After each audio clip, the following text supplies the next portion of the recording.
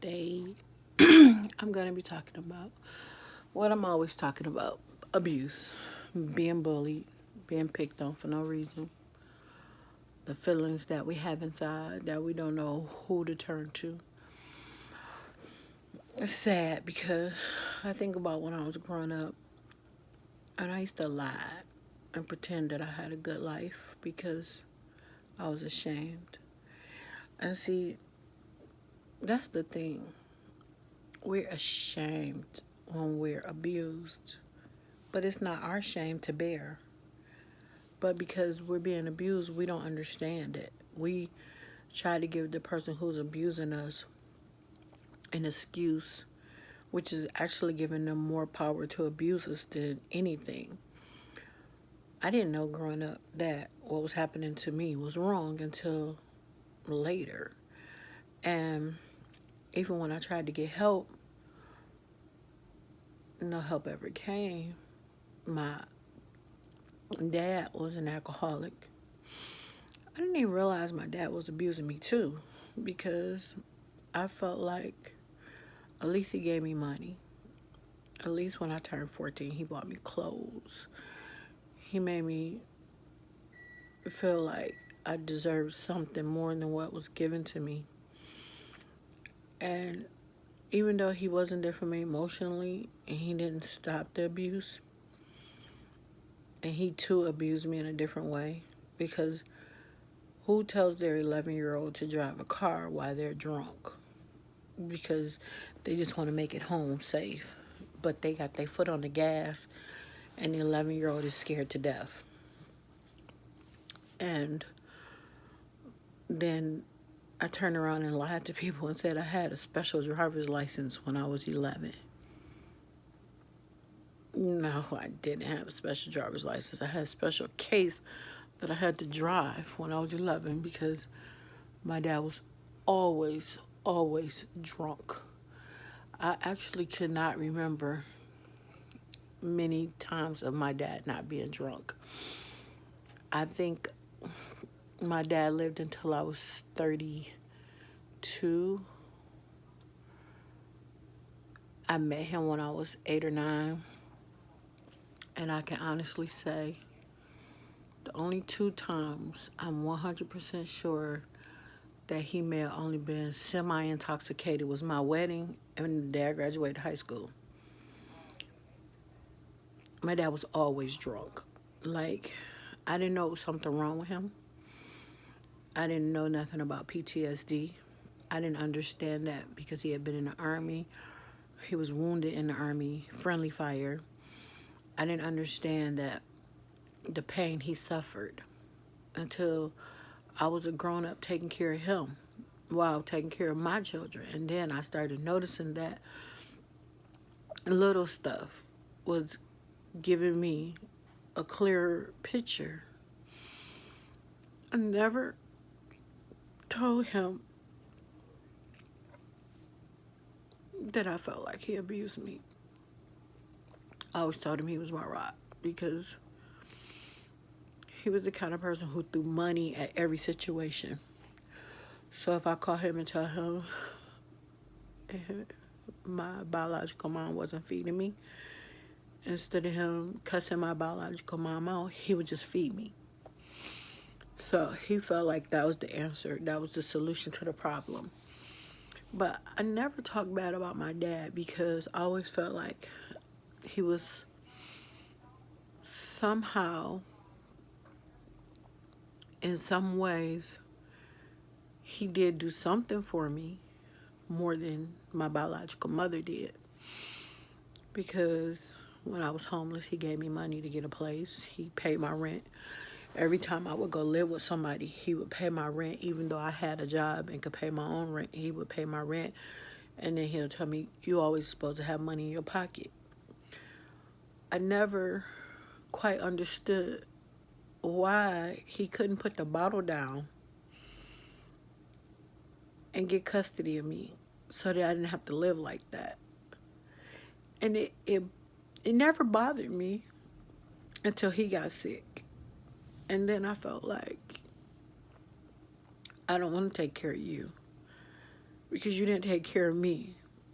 You threw money at the situation, but you never put the fire out. And that's how I felt about it. But I never was a woman enough to admit it when he was alive. I never told him that I felt like he was one of the people, how the world is today. When they see something bad happening, and instead of calling 911 to get help, they all pull out their cell phones and start recording it to see who can get the best view of what's going on, and then post it all over for likes.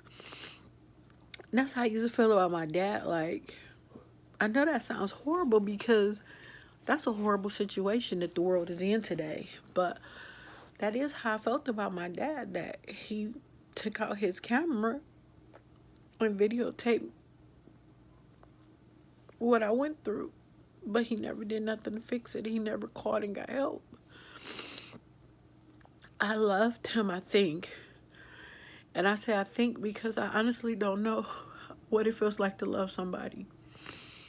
I honestly, other than my children, I honestly don't know what it's like to feel like to love somebody, because I always felt like I owe you.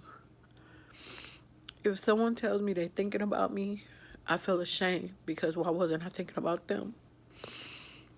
If I text somebody and I tell them, I've been thinking about you, I was wondering how you was doing, but then they don't text me back, I feel like that was a waste of my time to text them, because they obviously don't care about me or wasn't thinking about me. So why am I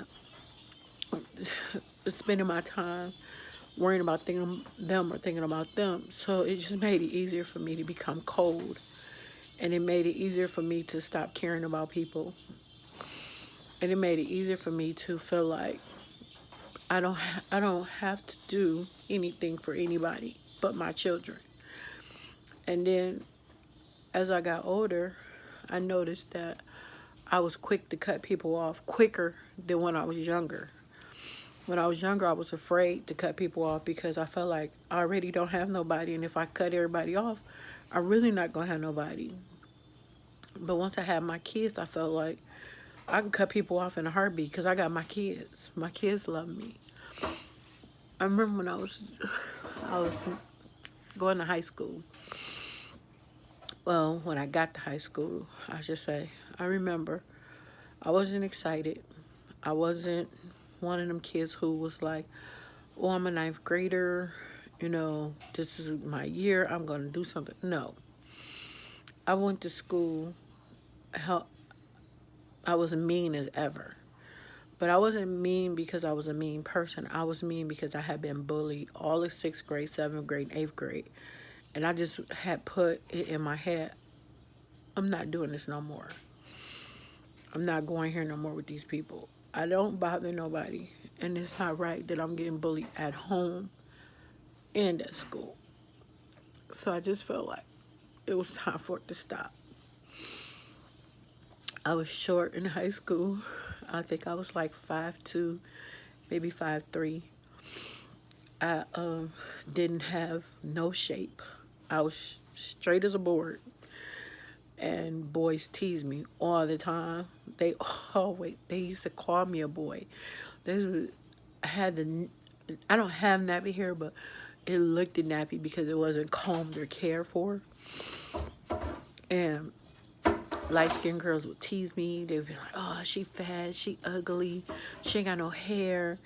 And I'd just be like, I wonder what their home life is like, that, they look so happy all the time. They always talking about me, They wore Gucci shoes. They wore Louis Vuitton. They wore Calvin Klein, Levi. Whoever the latest and greatest was, they always had it on. Converse was really big in my era. And Fila's. Now you can go to Payless and get some Fila's, I think. But I always felt like I'm missing something. I'm missing something. Like, how kids today, y'all have cell phones. So we didn't have cell phones. I'm from the dinosaur ages. We didn't have cell phones. So it's like people would come to each other's houses and knock on each other's door if they wanted to come out and play. They couldn't text their friend and say, hey, what you doing? Or call their friend up on the phone and say, hey, come over. We had to literally walk to each other's houses. Well, I didn't have that pleasure. I didn't have friends. I didn't have people who I could go play with. I would go to the park and just sit there and play by myself. And if somebody friended me or talked to me, I would be nice to them as long as they were nice to me. And it didn't bother me. What bothered me was when I got older and I realized that my own siblings don't like me. Like, my biological mother's children didn't even like me. And it's like, who who understands that? Who understands how to live like that? Who understands at a young age that your mother hates you, her children hate you, your father's an alcoholic, you're being sexually abused, you're being physically, emotionally abused, you go to school, you get bullied because of what's going on at home. Even though people don't know what's going on at home, they don't understand that it's not your fault you come to school dirty. It's not your fault you come to school your hair uncombed. It's not your fault. But people don't care whose fault it is. Children don't care whose fault it is. Nobody wants to understand whose fault it is. They just want to enjoy the scene. Like I said, they want to see the accident happening and grab out their cell phones and take the videos of it. But nobody wants to put their cell phone down or call 911 and get help and try to figure out how to fix the situation. Kids are still being bullied today. I'm grown. All my kids are grown. And they're still being bullied today. It's like it doesn't stop. But it hurts more when you gotta go to school, get bullied, and come home and get bullied. Go outside and get bullied. Who do you turn to? I turned to cutting. I just started cutting myself. I turned to writing. I turned to a fantasy life because I didn't know. I didn't know who to tell. I didn't know who to trust. And I know sometimes we want to tell people, don't cry, it's okay. It's not okay. It's not okay to have to live that way. It's not okay to grow up and still live with the pain. I don't show people this, but I used to burn myself so bad because I like to burn myself. It was fun. It was like my way of abusing myself. So what I would do is just burn myself. I didn't care.